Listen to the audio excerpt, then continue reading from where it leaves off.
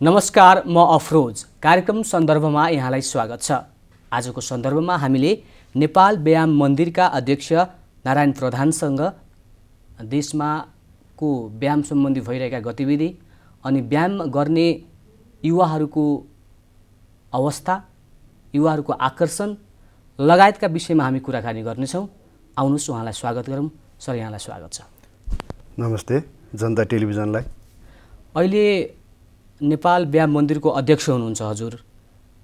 व्यायाम गर्नेतिर युवाहरूको कतिको आकर्षण छ अहिले? पहिला त खासै थिएन। अहिले चाहिँ सबै स्वस्थ शरीर स्वस्थ मनस्थिति त्यो भएको छ अहिले जनता र नेपाली युवाहरूमा। र युवा मात्र नभइकन अहिले लेडिजहरू पनि बढी फोकस चाहिँ युवाहरूमा अहिले स्वस्थ शरीर स्वस्थ मनुष्य साह्रै आकर्षण छ अहिले चाहिँ। अनि जस्तो स्वास्थ्य शरीर बनाउनको लागि व्यायाम गर्ने जुन यो चलन छ, त यो व्यायाम गरिसकेपछि एउटा युवा अवस्थामा चाहिँ आकर्षण चाहिँ हुन्छ। तर यो व्यायामै गरेर घर परिवार चलाउन अनि समाजमा एक किसिमको भिज्न, आर्थिक उपार्जन गर्न समस्या हुँदाखेरि यो व्यायाम क्षेत्रबाट युवाहरू पलायन पनि भइरहेछन् नि। तर छन् पनि, किनभने अब जसको आर्थिक कमजोरी छ, जस्तो व्यायाम गरेर अब आर्थिक स्थिति जोड्ने पनि धेरै छन्। हेर्नुहोस्, यहाँ बङ्गला बनाउने पनि छन्।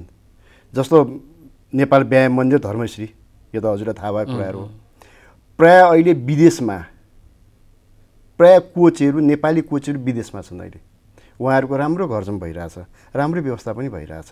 यहाँ नेपालमा पनि पहिला भने मैले पहिला थिएन। जब अहिले स्वस्थ शरीर स्वस्थ मान्छेलाई जागे नि त, स्वस्थ हुनुपर्छ भन्ने जब मान्छेमा मनस्थिति सृजना अब यङ जेनेरेसनमा, अहिले त केही केटा केटी मात्रै नभएर युवाहरू यो पर्सनल ट्रेनर घरघरमा पनि लिइरहेछन्। अहिले हाम्रो कति खेलाडीहरूले, अहिले च्याम्पियन खेलाडीहरू छन्, उहाँहरूले पर्सनल ट्रेनिङ घरघरमा गएर पनि दिइरहेछन्। राम्रो छ अहिले।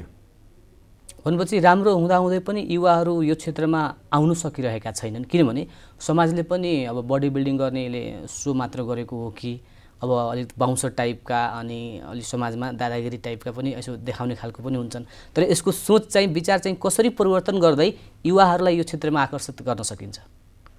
पहिला थियो, जब जिउ बनाएपछि त्यो दादागिरी हुन्छ, मान्छे पिट्छ हिँड्छ नि, पहिलाको सोच थियो। अहिलेको सोच छैन। अहिले राम्रो मान्छे आहा कति राम्रो, म पनि यस्तो हुनु पाए हुन्थ्यो। अहिलेको जेनेरेसन त्यो छ। चाहे केटा या चाहे केटी, लेडिज या जेन्ट्स, सबैमा अहिले आहा स्मार्ट। हेर्नुहोस्, तपाईँहरू बाटोमा कोही अब राम्रो एउटा फिटनेस मान्छे हिँडिरहेको छ र एउटा नर्मल मान्छे हिँड्दा तपाईँ त्यसै हिँड्नु थाहा पाउनुहुन्छ। उसको स्टाइल र नर्मल एक्सर्साइज गर्ने स्टाइल र नगर्ने स्टाइलहरू तपाईँ आफै अफिसमै कुरा गर्नु न। तपाईँ बिहान 6 बजीदेखि 7-8 बजी एक्सर्साइज गर्नुहोस्, नुहाइधुवाइ गर्नुहोस्, अफिसमा तपाईँ आफै चेन हुनुहुन्छ। तपाईँ आफैमा स्वस्थ सम्बन्धी के हो भने आफै थाहा पाउनुहुन्छ। तर फरक छ। सुरुमा चाहिँ त्यो मैले भने तपाईँलाई सुरुमा त्यो हेर्ने विचार र अहिले परिवर्तन भएको छ। अहिले स्वस्थ हुनुपर्छ, अहिले परिवारदेखि सबैमा स्वस्थ हुनुपर्छ भनेपछि यो अलि व्यावसायिक हुँदै गइरहेको छ। व्यवसाय तपाईँ अब नेपाल व्यायाम मन्दिरको अध्यक्ष पनि हुनुहुन्छ। अनि त्यहाँ फेरि युवाहरूलाई त्यहाँ आउन अनि त्यो सिक्न कतिको खर्चिलो हुन्छ? सिक्दाखेरि के कुरामा ध्यान दिनुपर्छ? खर्चिलो तपाईँको सबभन्दा महँगो गेमै बडी बिल्डिङ हो। किन तपाईँको यो त हाम्रो खुट्टाको काखदेखि मसलसम्म के अरे गर्नु, यहाँ सोलरसम्मको मसल बढाउनुपर्छ। त्यसलाई खानै पर्यो। नर्मल खानाले पुग्दैन। अरू गेममा हुनु अब हल्काले हुन्छ भने यसमा चाहिँ म्याक्सिमम् डायट आवश्यक पर्छ। अब युवाहरू चाहिँ आकर्षक छन् र आउने ठाउँ पनि राम्रो छ अहिले। जस्तो व्यायामशाला पहिला नेपाल व्यायाम मन्दिरमा एउटा मात्रै थियो र कुनै गल्ली गल्लीमा एउटा दुइटा थियो होला। अहिले काठमाडौँमा मात्रै तपाईँ 1000वटा बढी जिमहरू छन्। यहाँ काठमाडौँमा मात्रै।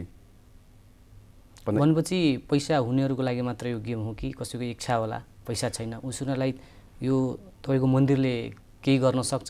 होइन, हामी त गरिरहेछौँ। जसको नामै मन्दिर, व्यायाम मन्दिर, आउनुहोस् गर्नुहोस्। कति तिर्नुहोस् गर्नुहोस्। सस्तो छ हामी कहाँ त। अन्त महिनाकै कति पर्छ, अब त्यो सबै छ कति पर्छ त भन्नु मिल्दैन होइन। हामी साह्रै सस्तो छ। आउनुहोस्, स्वस्थ हुनुहोस् तपाईँहरू। हामी खेलाडी उत्पादन गर्ने संस्था हो नि त व्यायाम मन्दिर, त पैसा कमाउने संस्था त होइन। स्वस्थ शरीर स्वस्थ मनस्थिति बनाउने एउटा संस्था हो नि। यो कोरोना कालमा मान्छेहरूलाई पनि अब स्वास्थ्य एकदम आवश्यक छ, योग ध्यान व्यायाम गर्नुपर्छ भनेर एक किसिमको चेतना आइरहेको छ। यो बीचमा चाहिँ नेपाल व्यायाम मन्दिरले चाहिँ यो कोरोना कालमा कसरी आफ्नो यो क्षेत्रलाई अगाडि बढाइरहेछ, युवाहरू आइरहेछन् कि छैनन्, कोरोना कालमा यो कतिको ध्यान दिइरहेछन् आफ्नो स्वास्थ्य कुरामा? होइन, अब स्वस्थ शरीर स्वस्थ मनिति स्वस्थ समाज र समृद्ध राष्ट्र, यो त नेपाल व्यायामको नारै हो। हामीले सरकारमा के भन्ने गरेका छौँ भन्दाखेरि आउनुहोस् हामी कहाँ 100 जना अट्ने ठाउँ छ भने 25 जना राखेर फिटनेस गरिदिनुहोस्। जब स्वस्थै छैन भने बिरामी रोग त त्यति लाग्ने पो नि होइन र।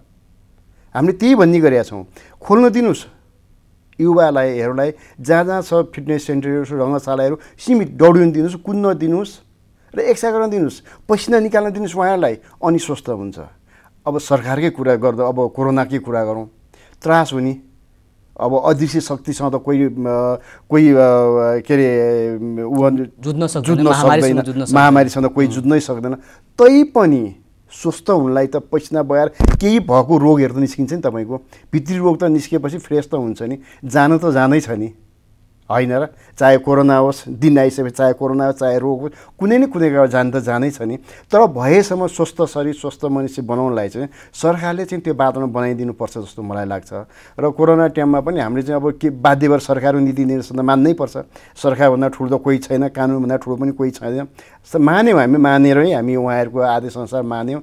र अहिले चाहिँ हामीले केही सीमित अब 100 जनामा पनि 4 जना 5 जना 10 जना राखेर खोल्ने वातावरण सरकारले दियोस्। स्वस्थ जनता राख्नु पर्यो, स्वस्थ जनता उत्पादन गर्नु पर्यो सरकारले, र जनता सरकार पनि स्वस्थ हुनु पर्यो। तपाईँहरूको यो क्षेत्रलाई नियमन गर्ने, सहयोग गर्ने सरकार र यो खेलसँग समन्वय गरिदिने संस्था पनि छ, नेपाल बडी बिल्डिङ एसोसिएसन भनेर। तर दुईटा संस्था छ, तपाईँहरू आफै एक हुनुहुन्न भने संस्था सरकारले तपाईँहरूको यो क्षेत्रको लागि, यो व्यवसायको लागि, यो पेसाको लागि, यो व्यायामको लागि कसरी सहयोग गर्न सक्छ? तपाईँहरूको त कमजोरी त यहाँ छ नि। तपाईँले सही प्रश्न गर्नुभयो। हामी पहिला एउटै संस्था थियौँ, एउटै संस्थामा हामी चरी हिँडिरहेछौँ।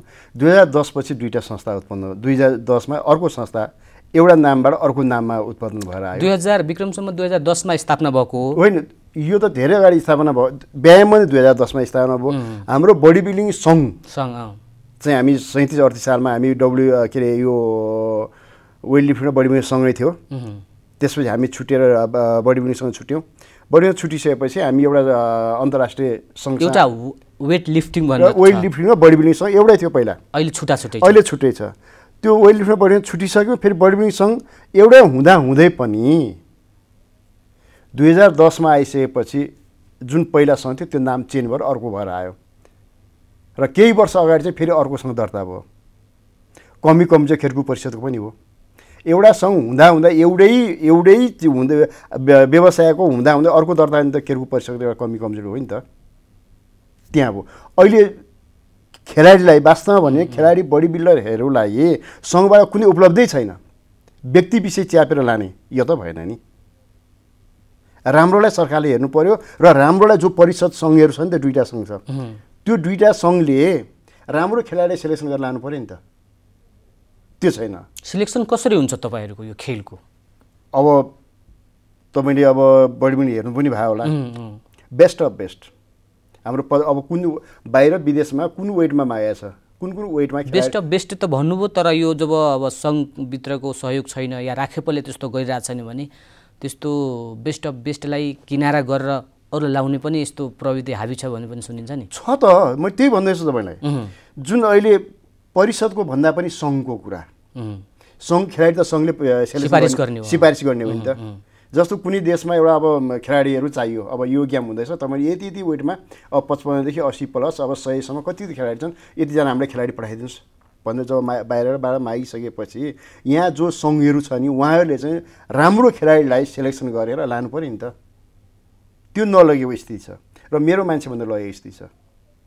त्यसले गर्दा त्यो स्थिति भइसकेपछि म पनि बडिङसँग उपाध्यक्ष थिएँ, मैले छोडिदिएँ।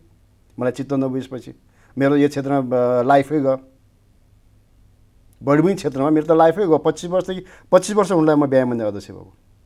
म 38 सालदेखि बडी बिल्डिङ क्षेत्रमा छु। आफूले देखि राम्रो मान्छे नलइकन अरू मान्छे आफ्नो मान्छे च्यापेर लगिसकेपछि त्यहाँ बस्नु औचित्य पनि रहेन नि त। तपाईँको सुनाइ नै हुँदैन भने तपाईँको अवस्था यस्तो छ, अनि नयाँ युवाहरू कसरी आकर्षित हुन सक्छन् यदि म्यानेजमेन्ट सही भएन भने उनीहरूले गरिरहेका एक्सर्साइज भनौँ बडी बिल्डिङलाई उनीहरूले अन्तर्राष्ट्रिय क्षेत्रमा अन्तर्राष्ट्रिय ठाउँमा प्रतिस्पर्धाको रूपमा देखाउन सकेनन् भने उपलब्धि त खासै हुँदैन नि। उपलब्धि पनि आफ्नो मान्छे लगेर या केही व्यक्ति लगेर उपलब्धि पनि भएको छ नभए होइन। जस्तो श्याम श्रेष्ठले सेकेन्ड वर्ल्ड च्याम्पियनसिप भयो नासिकमा। जस्तो अब नामिल Mahesh world champion, Nandita champion, रजनी च्याम्पियन छ। नेपालमा बडी बिल्डर नाम कमाउने बडी बिल्डर खेलाडीहरू राम्रो छन्, तर यो त सरकारले को पनि ध्यान पनि गएको छैन यसमा। मैले अस्ति पनि इन्टरभ्यूमा भनेको थिएँ मैले अरू पहिला पनि, जति सङ्घलाई पैसा छुट्याउँछ नि सरकारले या परिषदले त्यो बडी बिल्डिङ सङ्घलाई पनि छुट्याओस्। बडी बिल्डिङलाई सङ्घलाई छुट्याएर सीमितमा लाने हो भने एउटा सङ्घ अब गठन होस् भन्ने चाहना हो, दुईवटालाई एउटै बनाओस् भन्ने चाहना हो। त्यो मध्येबाट राम्रो खेलाडी जाओस्, देशको झन्डा बोकोस् भन्ने हाम्रो चाहना हो। तर खेलाडी के छ भन्दा अहिले यो सङ्घको कुरा भन्दा पनि धर्मश्री कहिले हुन्छ? खेलाडीको चाहनै त्यो छ धर्मश्री प्रतियोगितामा भाग लिन पाऊँ, त्यहाँ अब जितौँ भन्ने टाइटल मेन मान्छे। अहिले खेलाडीको मेन इन्ट्रेस्ट धर्मश्री कहिले हुन्छ त्यही मात्रै हो, बाहिर त अब हुने कहिले हुने। अनि राष्ट्रिय लेभलमा कुनै प्रतियोगिता तपाईँहरूले आयोजना गर्नुहुन्छ कि हुँदैन? अहिले अवस्था के छ? हुन त अहिले कोरोनाको महामारीको यो बेलामा पक्कै पनि अलिक गाह्रो नै छ, तर पनि यसको इतिहास हेर्दाखेरि एक्सर्साइज मात्र गर्ने, बडी बिल्डिङ मात्र बनाउने कि लोकल लेभलमा पनि प्रतिस्पर्धा गरेर अनि त्यो लेभलको उत्पादन गर्ने गर्नुभएको छ कि? छ त, ठाउँ ठाउँमा गेमहरू भइरहेछ नेपालमा। अहिले कोरोना नभएको भए त तपाईँको वर्षमा के नि 10-12 गेम हुन्छ, जिल्लामा हुन्छ, काठमाडौँमा हुन्छ, धेरै गेम हुन्छ। अब धर्मश्री त वर्षमा एकचोटि हामीले गरिरहेको हजुरलाई थाहा छ नि, तपाईँलाई सबैलाई पत्रकार प्रेसहरूलाई सबैलाई थाहा भएको धर्मश्री भनेको अब नेसनल लेभलको गेम हो। यसलाई सरकारले अब जस्तो सङ्घ भयो, राखेप भयो, उसले कतिको सहयोग गरिरहेछ। अनि बाहिरीबाट जुन एउटा किसिमको हामीले आयोजक भनेर हुन्छौँ नि स्पोन्सर गर्ने, कतिको संस्थाहरू त्यस्ता हुन्छन् यो खेलप्रति आकर्षित हुने, यसलाई सपोर्ट गर्ने? सरकारले चाहिँ सहयोग छैन, 0%। म सिधै भन्छु, सरकारले यो बडी बिल्डिङ क्षेत्रमा यदि लगानी गर्यो, यो पनि गेम हो, यसलाई पनि मान्यता दिनुपर्छ भने सरकारको ध्यान आकर्षक भयो, ध्यान गयो भने, उहाँले बुझ्नुभयो भने यो क्षेत्रमा बस्ने व्यक्तित्वहरूले हामी गोल्ड मेडल दिलाइदिन्छौँ। हामीलाई थाहा छ नि त कसरी ल्याउनुपर्छ भनेर, कस्ता सब मान्छेले पार्टिसिपेट गर्छन्, कुन वेटा हामीले जानुपर्छ हामीलाई थाहा छ नि त। सरकारको लगानी छैन। जब प्रायोजकको कुरा गर्नु तपाईँले निजी क्षेत्रको, निजी क्षेत्र पनि खासै यसलाई गर्नैपर्छ भन्ने मनस्थिति छ जस्तो मलाई लागेको छैन अहिलेसम्म। अब सबभन्दा ठुलो धर्मश्री हो, छन् नि थुप्रो उद्योगहरू छन् नि यहाँ त। अब फलामदेखि लिएर सिमेन्टदेखि लिएर र यो के अरे बडी बिल्डिङ क्षेत्रसँग आबद्ध हुन सक्ने थुप्रो छ नि त। त्यसमा पनि उहाँले सहयोग गरेको छैन। थाहा छैन मलाई किन उहाँले किन गर्नुभएको छैन। अब एकचोटि तपाईँको व्यक्तिगत कुरा गरौँ, तपाईँ यो बडी बिल्डिङ क्षेत्रमा कसरी आइपुग्नु भयो? यो यसमाको चुनौती कतिको छ? अनि यदि कोही नयाँ युवा यो क्षेत्रमा आउन खोजिरहेछ भने ऊ कसरी आउँदा उसलाई सहज हुन सक्छ? म पहिलादेखि नै अलिकति अर्को हिसाबको थिएँ वास्तवमा भन्दाखेरि, अलिकति राम्रो हुने फिटनेस हुने सोचको सानोदेखि नै। गाउँमा हुर्क्यो, दही दुध खाइयो होइन, हट्टाकट्टै थिएँ। जब काठमाडौँ आइसकेपछि धेरै साथीभाइ चिन्जानु भयो। हाम्रो ओमबालमा प्रेमकृष्ण साई, उहाँको ड्रागन जिम थियो, उहाँले वास्तवमा यो जिम गर्नु सिकाएको चाहिँ उहाँले हो पहिला सुरुमा। त्यसपछि चाहिँ हाम्रो तीर्थगुरु सरोज श्रेष्ठहरूसँग मैले उहाँहरूमासँग ज्ञान लिएँ र नयाँ पुस्ताहरूमा चाहिँ यो क्षेत्रमा आएर स्वस्थ शरीर, स्वस्थ मनस्थिति र खराब मतलब व्यवहारलाई सुधार्नको लागि चाहिँ फिटनेस जरुरी छ।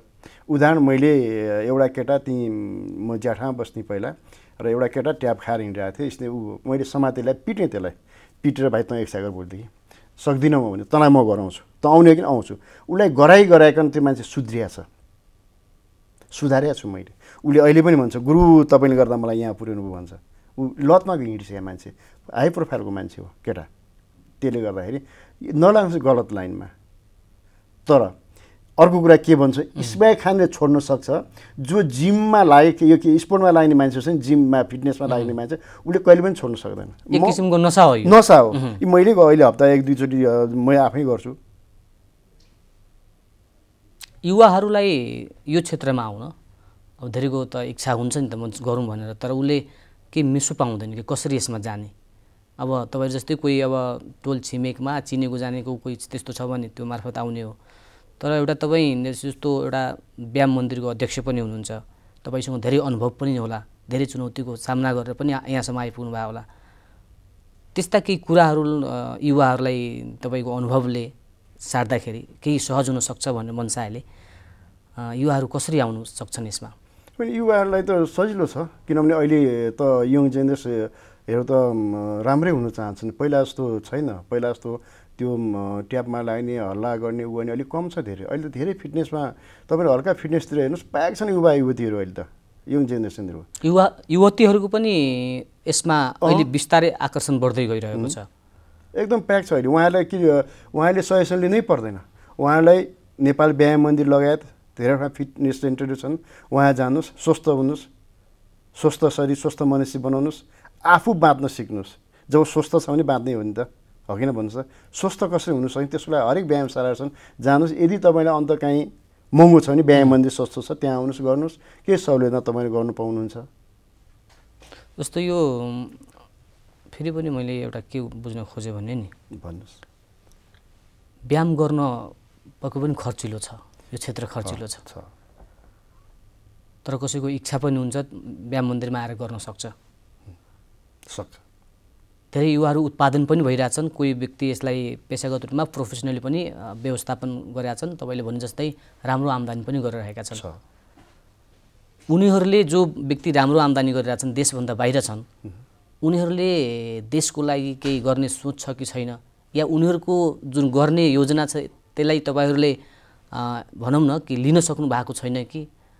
उहाँहरूको सोच के हुन्छ? जो व्यक्ति यहाँबाट गरेर देशभन्दा बाहिर गइरहेको हुन्छ, कमाइरहेको हुन्छ, त्यो व्यक्तिले यो क्षेत्रको लागि आफ्नो व्यक्तिगत चाहनाले गरिरहेको हुन्छ कि हुँदैन? अब त्यसरी चाहिँ गरिरहेको छैन। हेर्नुहोस्, अब हामीले पनि अब उहाँहरूसँग अब यो गर्नु पर्यो भनेर हामीले पनि त्यो अब सोच बनाएको छैन जस्तो लाग्छ। अब आफैले भन्नुपर्दाखेरि, म व्यायाम मन्दिर अध्यक्ष हिसाबले भन्नुपर्दाखेरि, अब हामीले जे छ आफैले गरिरहेछ कि अहिले के जस्तो बाहिर जाने साथीहरू उहाँहरू आफ्नै लागि गरिराख्नु भएको छ। उहाँले म यो क्षेत्रबाट आएँ र यो क्षेत्रमा मैले के गर्नुपर्छ भन्ने सोच उहाँहरूको छैन जस्तो लागिरहेछ मलाई। जस्तो सञ्जय श्रेष्ठ अहिले अस्ट्रेलियामा उहाँले आफ्नै जिम खोलेर बस्नु भएको छ। उहाँले त्यहाँ गेम गर्नु पऱ्यो भन्नुभएको थियो। हुन्छ, हामी स्वीकृति दिन्छौँ, हामी त्यो पनि भनिरहेको छौँ। उहाँले व्यायामशाला धर्मश्रीको क्लासिक धर्मश्री गर्छु भने गर्नुहोस्, तर नीति नियममा गर्नुपर्छ भनेर हामीले त्यो पनि जानकारी गराएको छौँ उहाँलाई। तर यो क्षेत्रमा आएर यो क्षेत्रमा म केही गर्छु भन्ने सोच चाहिँ वास्तवमा चाहिँ छ जस्तो लाग्दैन। यो जति च्याम्पियन भयो, जति जितेर गए र जति बाहिर छन्, र म एकैचोटि यहाँ पुगेँ, जितेँ, मलाई कसैले केही गरेन, अब म सब मेरो लागि गर्ने र यो संस्थालाई बढी क्षेत्रमा केही गर्नुपर्छ भन्ने सोच त उहाँहरूको छ जस्तो मलाई लागेको छैन। व्यायाम भन्ने, बडी बिल्डिङ भन्ने कुरा गर्दाखेरि गुरुको आवश्यकता कतिको पर्छ? गुरु त नभइकन कहाँ हुन्छ तपाईँको? म्याक्सिमम् गुरुको आवश्यकता यसमा पर्छ। जस्तो यो भने तपाईँलाई अरू जस्तो उफ्रिएर पछाडि नै भएन।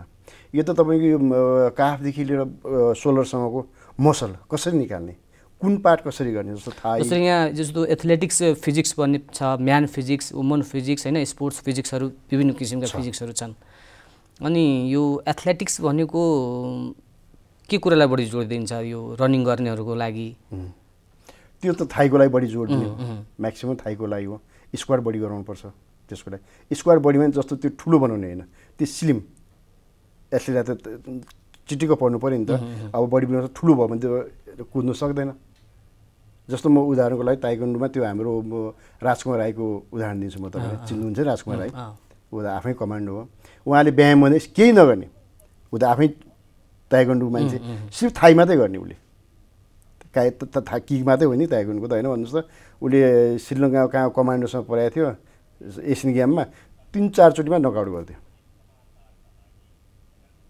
गेमको लागि पनि नहुने भनेको fitness body building fitness centre तपाईँको सबैलाई विभिन्न पार्टलाई पनि ध्यान दिँदै त्यो पार्टलाई स्ट्रङ बनाउने गरी गर्नु पर्यो। एकदम तपाईँ कुन चिज तपाईँलाई अब गर्ने त, तपाईँ के चिज तपाईँ अब इम्प्रुभ गर्ने, कला हो। मैले एउटा कुनै मन्त्रीलाई भनेको थिएँ मैले, उहाँले स्पोन्सर माग्न जाँदाखेरि गर्नु भएन र उहाँलाई मैले छोटो भन्छु, यो कस्तो तपाईँ त आर्टिस्टले एउटा आर्टको धर्को तान्छ नि त, जब फिनिसिङ गर्छ के गरे जस्तो हुन्छ नि पहिला त होइन भन्छ, जब उसले त्यो धर्कोलाई फिनिसिङ गरेर हेर्दा आहा अनि ग्यालेरीमा लगेर राख्छ नि त, कस्तो आहा भनिदिन्छ। यो बडी बिल्डिङ पनि त्यही हो, तपाईँको कुन पार्ट कसरी इम्प्रुभ गर्ने सुरुमा थाहा हुँदैन, गर्दै गएपछि जब उसको आउटपुट आउँछ, उसको बडीको आकर्षण देखिन्छ नि भन्छ यसले गरेको छ भन्ने कुरा हुन्छ। त्यो त मैले पनि उहाँ मन्त्री जाने आउनुहोस् तपाईँ सहयोग नगर्नुहोस् तर हेर्न आउनुहोस्, तर आउनु पनि हेर्नु पनि आउनु भएन। किनभने धेरै मान्छे स्वस्थ के हो भन्ने कुरा थाहा छैन जस्तो लाग्छ कि मलाई राजनीति गर्ने व्यक्तित्वहरूलाई। तर राजनीति गर्ने व्यक्ति स्वस्थ भए पो देशलाई स्वस्थ राख्ने त। हामी बिरामी परेपछि मात्र स्वास्थ्यको केयर गर्छौँ, ख्याल गर्छौँ भन्ने छ नि एक किसिमको। त्यो सोच कसरी परिवर्तन गर्न सकिन्छ? योग, ध्यान, व्यायाम भन्ने जुन एउटा हामी अहिले हेरिरहेछौँ, सबै व्यक्तिले पनि यो गर्न पाए हुन्थ्यो, ध्यान गर्न पाए हुन्थ्यो, कोरोनालाई जित्न चाहिँ आत्मविश्वास चाहिन्छ, इच्छा शक्ति चाहिन्छ भन्ने जुन किसिमको छ, यो कुरामा पनि त्यो सचेतना हामीले फैलाउन सकेनौँ कि तपाईँको संस्थाले या तपाईँहरूको जुन एउटा टिमले गर्न सकिरहेको छैन कि युवाहरूले त बुझ्न सकेका छैनन्? यो प्रति आकर्षित गराउनको लागि आम जनमानसलाई पनि, अब कसैको इच्छा छ भने उता आफै स्वतः आउँछ, तर सर्वसाधारण जनतालाई पनि स्वास्थ्य आवश्यक छ। मन्दिरमा नआएर पनि त्यहाँ क्लबमा नआए नि घरमा पनि गर्न सकिन्छ है, मतलब फिटनेसको लागि। त्योसम्मको हामीले कुनै तपाईँहरूले जस्तो अभियान चलाएको या त्यस्तो सचेतना कार्यक्रम गरेको केही छ कि छैन? त्यस्तो छैन, हामीले अभियान चलाएको छैन। यसको लागि चलाउनु जरुरी छ। यो स्कुलमैदेखि क्याम्पस लेभलसम्म यो बडी बिल्डिङ र स्वास्थ्यको ज्ञान चाहिँ राख्नु पाठ्य पुस्तकमै राख्नुपर्छ जस्तो मलाई लाग्छ। जस्तो अहिले पनि हामी जस्तो बिहानै उठेदेखि बेलुकासम्मको, बिहानै उठिसकेपछि नित्य कर्म गर्छौँ, त्यसपछि सबै कुरा गर्छौँ, त्यही नित्य कर्मपछिको यो बिचमा हामीले व्यायाम, योग, ध्यानलाई जोड दिन सक्यौँ भने, त्यसलाई जनमानसमा पुर्याउन सक्यौँ भने त्यसले स्वास्थ्य शरीर, स्वास्थ्य समाज भने जस्तै, स्वास्थ्य देश भने जस्तै गर्न सकिन्छ। सङ्घले के त्यस्तो योजना बनाउन सक्छ, त्यस्तो काम गर्न इच्छुक छ भन्ने? होइन, सङ्घले त गरे पनि धेरै यो सक्थ्यो नि त। सङ्घमा आउने व्यक्तित्वहरूले त्यो गर्नै नचाहेको हो कि र पदमा मात्रै बस्नु खोज्नु भएको, त्यो मैले उहाँहरूबाट बुझ्न नसकेर मैले सङ्घबाट छोडेँ। मैले तपाईँलाई अघि नै भने नि मैले होइन। र अब एउटा कुरा, स्वास्थ्य मन्त्रालयदेखि लिएर यो हाम्रो नेतृत्वदेखि लिएर यो स्वस्थ शरीर स्वस्थ मनुष्य हुनुपर्छ भन्ने कुरा घरदेखि नै, जुन अघि नै हजुरले भन्यो नित्य कर्मदेखि लिएर, अब नित्य कर्मै चिया खा म एकछिन फिजिकल गरौँ नि त, एकछिन छतमा उफ्रियौँ या एकछिन मर्निङ वाक जाउँ या जिममा जाउँ, त्यो मनुष्य स्थिति चाहिँ सबै जनतामा र जनमानसमा हुनु पर्यो। र यो चाहिँ भने घरदेखि यो नेतृत्व गर्ने पङ्क्तिदेखि सबले स्वस्थ शरीर स्वस्थ मनुष्यलाई चाहिँ तिमीहरू फिटनेस गर्नुपर्छ है। यो के अरे कोरोना यहाँ त्यहाँ छ भने क्लब सब बन्द गर्ने र यो स्पोर्ट्समा बन्द गर्ने होइन, सोसियल डिस्टेन्स बस्नुहोस्, गर्नुहोस्। तपाईँ पनि स्वस्थ हुनुहोस्, परिवारलाई स्वस्थ राख्नुहोस्, देशलाई पनि कसरी स्वस्थ राख्न सकिन्छ भने चाहिँ तपाईँलाई जिम्मा दिएको छ यो स्वास्थ्य सम्बन्धी ज्ञानवर्धक व्यक्तित्वहरूले भन्ने कुरा स्वास्थ्य मन्त्रालय नीति निर्देशन बनाउनु पऱ्यो नि त। अब कोरोना लाग्यो भने बन्द गरिदिएछ, घरमा बसेर झन् बिरामी भयो नि त। घरमा बसेर खाली दिनमा शैतानको बास भने जस्तै घरमा के मोबाइल चलाए यता पल्ट्यो उता पल्ट्यो सुत्यो गयो, त्यो मान्छे राम्रो मान्छे नै बिरामी हुनु भयो नि त होइन? भन्नुहोस् त। सोसियल डिस्टेन्समा बस्नुहोस्, एक्सर्साइज गर्नुहोस्, स्वस्थ हुनुहोस्, बिरामी भएर हस्पिटलमा काम नगर्नुहोस् है तपाईँहरू भन्ने सरकारले जारी गर्नु पऱ्यो नि त। यता हामी कार्यक्रमको अन्त्यमा छौँ। अन्त्यमा चाहिँ यो क्षेत्रमा युवाहरूको आकर्षण त छ, व्यवस्थापन गरिदिनुको लागि यसको निजी क्षेत्र, सरकारी क्षेत्र, सङ्घ, राखेप, सबै सरकारवाला संस्थालाई तपाईँ के भन्न चाहनुहुन्छ? सबभन्दा पहिला खेलकुद परिषदलाई नै भन्छु म, नीति नै उहाँहरूले बनाउने हो। र अहिले खेलाडी जापानमा लिएर गए नि त, 4 जना खेलाडी, यो तितो सत्य सुन्नुहोस्, 4 जना खेलाडी 25 जना अफिसियल किन? त्यहाँ 5 जना अफिसियल गएर, सम्बन्धित 5-6 जना अफिसियल गएर त्यो जाने पैसाले अर्को 5 जना खेलाडी तयार गर्न सकिन्थ्यो नि त। धेरैचोटि भनेको छु, यो दोहोऱ्याइ भन्छु मैले, उहाँहरू जन्ती जाने किन? खेलाडी पो लाने त, झन्डा बोक्ने मान्छे लानु पर्यो।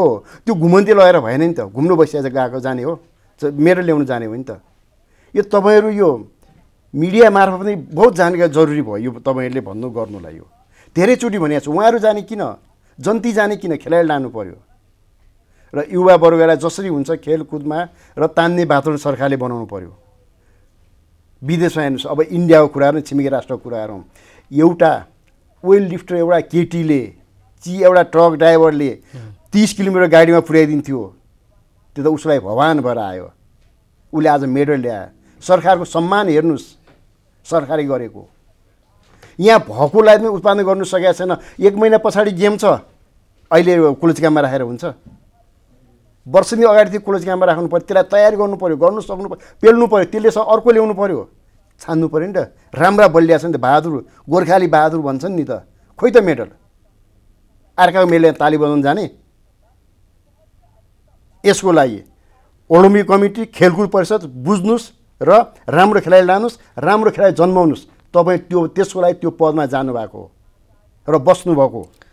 हवस् त, तपाईँको यो सुझाव, तपाईँको आग्रह सरकारवाला संस्थाले पक्कै पनि बुझ्नेछ र त्यो अनुकूल काम गर्नेछ भन्ने हामी आशा गर्न सक्छौँ। कार्यक्रममा समय दिनुभयो त्यसको लागि धेरै धेरै धन्यवाद। तपाईँलाई पनि धन्यवाद, जनता टेलिभिजनलाई धेरै धेरै धन्यवाद। मेरो नेपाल व्यायाम मन्दिरबाट केही सुझाव र बढी क्षेत्रको राख्न दिनुभएकोमा धेरै धन्यवाद। हवस् त, कार्यक्रम सन्दर्भ हेरेर साथ दिनुभएका तपाईँ सम्पूर्णलाई धन्यवाद भन्दै आजको बसाइबाट म बिदा चाहन्छु। नमस्कार।